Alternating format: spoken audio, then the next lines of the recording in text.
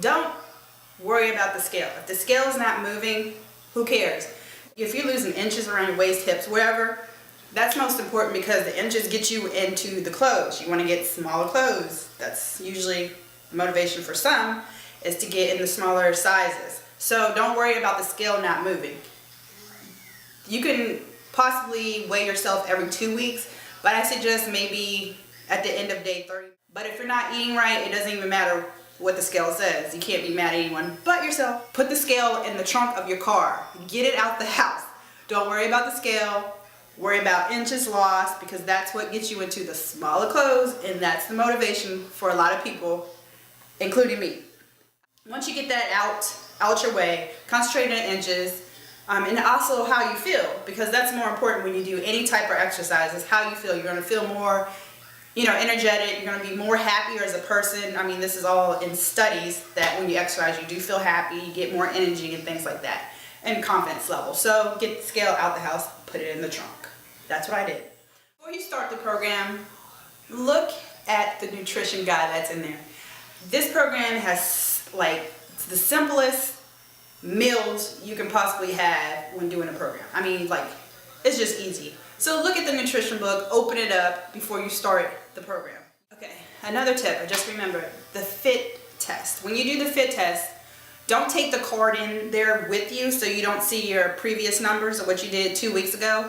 It helped me not to have that, because when I write down my number, I put the card away and I'm done. So 2 weeks later when I do the fit test again, I don't remember what I did last time, so I'm not concentrating to necessarily beat my number for last time, but just live in that moment and just try to do my best on each exercise.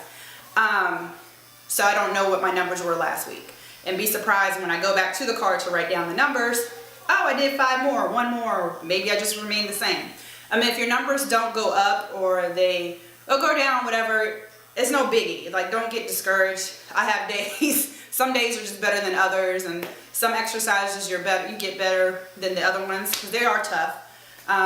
Because you get a 1 minute break in between each exercise. Killer.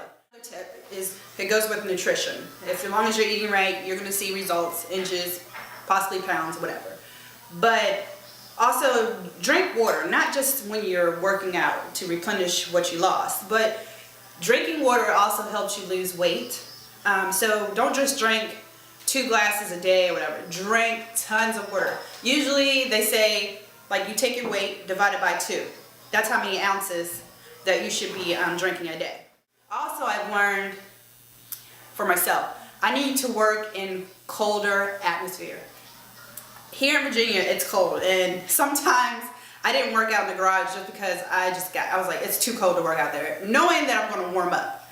But there was a couple times I did it in our living room, and I got hot as all hell, and I got tired quicker just because it was so hot and I couldn't bear it or whatever. So I bared it out and finished the program. Keep it cool wherever you work out at. So you got fans or anything, or your garage, even though it may seem cold in the beginning when you're warming up, but of course your body's going to heat up. So the cooler, the better, I think. Another tip. Okay, you're watching them in the video and you're doing the exercise. Don't worry about keeping their pace. Do what you can do at your pace. Each section of the video, you're supposed to speed up, just increase your pace a little bit. Don't worry about how fast they're going. That's because they've done this program several times. For every 10 push-ups they do, you do 2 or 1. Hey, that's what you can do right now, and I'm sure you're going to get better as time goes on. So don't go at their pace. I don't even try to look at them when I'm doing the workout. As long as I know what exercise they're doing, sometimes I turn away from the TV and do the exercise, to the back. Don't look at the timer on the screen. That is the worst thing you can do. It seemed like for whatever exercise, he was like, we're doing it for 30 seconds. And I look at the screen and it's only been 10 seconds. And he's like, you got 20 seconds left. I'm like, no, the hell we don't. 30 seconds has already passed, it seemed like.